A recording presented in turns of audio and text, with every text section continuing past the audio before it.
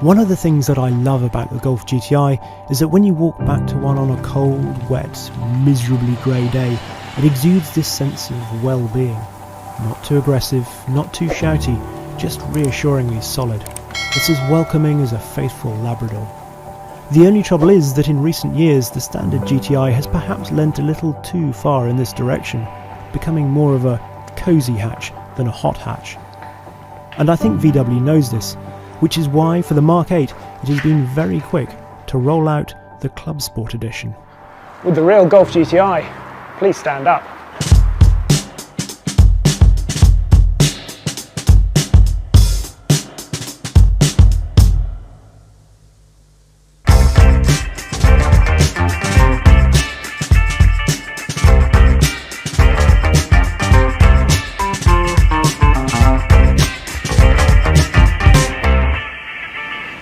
For a start, this Clubsport just looks so much better, I think, than a standard GTI. It's so much more aggressive, starting with this down here.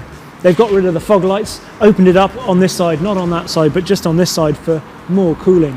Then we've got these little flick-ups here. It's just a little thing, but to me it makes the whole front look more angular, more aggressive, more like actually a Hurricane Evo rear-wheel drive. As we move down the side of the car, the whole thing sits 15mm lower. That's 10mm lower than GTI, 15mm lower than a standard Mark 8 Golf. Wheels, standard 18-inch Richmond rims, but these are one of two options for 19-inch rims. So these are the Adelaide design. Pure white is the base colour for this, so this is a no-cost option colour. And then we've got the new graphics down the side as well. At the back of the car there is a new rear wing that strikes a great balance between subtle and full Civic Type R. It also adds to the Clubsport's overall reduction in aerodynamic lift. Lower down the tailpipes are oval instead of round and they're pushed slightly wider apart. Under the bonnet, well, it might not look like much, it's a sort of sea of generic black plastic, there's no sort of GTI logos on this squishy black cover either, but it is quite an uplift over the standard GTI. This is still the 2-litre turbocharged 4-cylinder EA 888 engine here in Evo 4 guise, but it's fed by a larger intercooler. The turbo, which sits at the back down here, is different, so it's gone from a Garrett item to a Continental item. They're also recommending that you run it on 98 RON fuel as opposed to 95 for the standard GTI. The result of all this, well, we're up to 296 brake horsepower and 295 pounds-foot of torque. That's 54 brake horsepower and 22 pounds-foot uplift over the standard GTI. As a result, 0-62, just 5.6 seconds. For reference, the standard GTI only manages to do the same sprint in 6.4 seconds. Anyway, what about the interior? The nice thing is that once you get into here and try and find your way out of the multi-storey car park, they are quite confusing places, aren't they? This still feels like a GTI. It's no stripped out racer despite being a Clubsport. And you get that lovely welcoming feeling in here. It's something I think perhaps to do with all the blue lighting, which I remember I think came in on the Mark 4 Golf GTI. There's just something soothing about the atmosphere in here.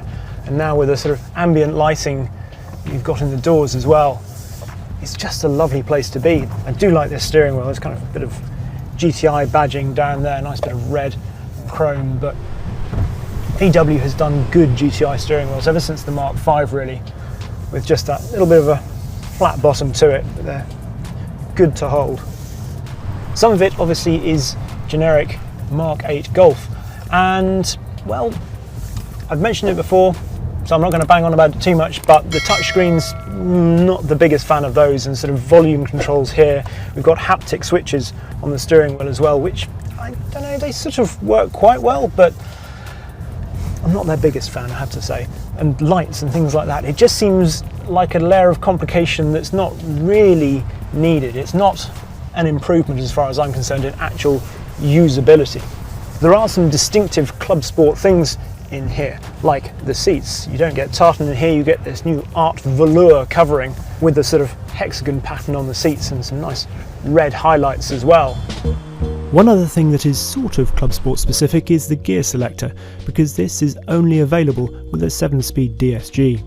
And much as the little lever is a touch apologetic, it's still easier than buttons when you need to find reverse. The menus in these screens are they're reasonably easy to navigate. The actual screen itself is quite a long way away. Unfortunately, they haven't actually changed the graphics on this screen to a Clubsport GTI. It's just a standard GTI, so it's got that same front bumper grille, which is a bit of a shame. You thought they could have done that, really. I do love the screen in here, though. You can change the way that it looks by tapping the view button on the steering wheel here. You can have the two classic dials here, or my favourite, which is a single big central rev counter with a speed in the middle, and then you can configure the ones either side of it. Other things, well, they've also quickened up the steering in here. Not overall, so it's still 2.1 turns lock to lock, but the ratio is now 14:1 either side of the dead ahead, so it just a bit quicker, a bit nippier around the multi-storey car park. Talking of which, I must be able to get out of here soon. Exit. Because of course, hopefully not all your days in a GTI will be grey and spent in a multi-storey car park.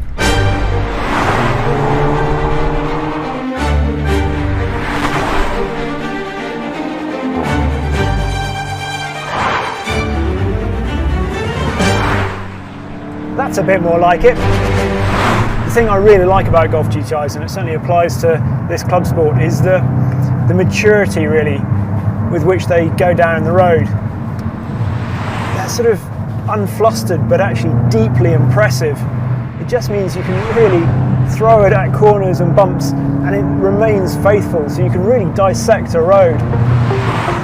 Of course, there have been some changes over the standard car.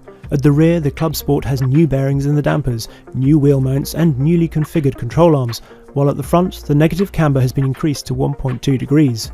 All of this was overseen by none other than Carsten Schebstadt, a man whose impressive palmares includes the first Ford Focus and the 997 variant of Porsche's GT3. You can feel the urgency about it. There's a sharpness of response to all your inputs that's really, it definitely just lifts it above the standard GTI quite noticeably. It really does like to rev. Now obviously, as I mentioned, we've got more power and torque in this Clubsport, but also the DSG gearbox, they've given that shorter ratios, which again adds to the keenness of the car. Actually, the paddles on the back of here are better than I remember in the past. Yeah, they're still little plastic items, they're not exactly wonderful, but there's a tactility, there's a few sort of ribs and just a sort of an indent down there that just make them that little bit nicer to use. The brakes are now bigger 357mm diameter discs. They're also slightly lighter because of the way they're built up, which obviously helps with unsprung mass. They've also retuned the feel of the brakes, so you don't get that over-sensitive, over-servoed feeling that a lot of VAG products seem to have, and it gives a much nicer, more progressive feel through the pedal travel. Let's talk about how the traction is managed in this, other than obviously with your right foot. You see, we've got XDS, which is effectively sort of a fake limited slip diff because it uses the brakes to help control traction. But then we have got a proper mechanical limited slip diff but electronically actuated, and that's the VAQ diff, which I'm a big fan of. It's been in Golf GTIs for quite a while and it just seems to work really well. It matches the rest of the car in the way that it doesn't instantly sort of grab at the front, it doesn't make it really snatchy through corners, it just gives it smoothness as you apply the power. Put simply, you can think of the VAQ diff as like a Haldex clutch pack, but applied to the front wheels instead of between the front and rear axles. With ESC on, you can definitely feel the brakes tweaking at the car. It's pretty good actually, it's not woefully sort of intrusive or anything. But to get the truest feeling of how that VAQ diff works, you do need to go into here, the exterior brakes, ESC system off, that's what we want, confirm. Simple. In this latest Clubsport, the diff isn't quite as obvious in its deployment. You know it's still there, you know it's still doing its thing because of the way the car's behaving, but you don't get quite as much feedback from it through the steering. You used to sort of get a bit more sense of it sort of ramping up and really sort of tightening Now on the exit of the corners, you know it's there, but you're not getting as much through the steering, which I think is a bit of a shame, because it was never sort of kicking back through the wheel. It was just gently sort of wriggling and nice to letting you know it was there. The way that the diff behaves changes with the various modes. So we've got the button down here, actually find it. Yep, there we go. We've got Eco, fairly self-explanatory. Comfort, which is a sort of a normal mode, and then Sport and Individual.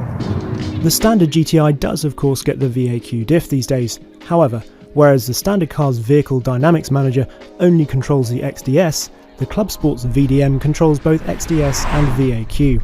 I do love a TLA. Now I want to talk about the spec of this car, because this is a very early car and it is missing one, possibly two, potentially fairly crucial options. It hasn't got Michelin Pilot Sport Cup 2 tyres, which as I say are an option. Apparently you should be able to spec them later on. The other thing that this is missing is DCC, which is Dynamic Chassis Control. We'll come back to what DCC adds in a second.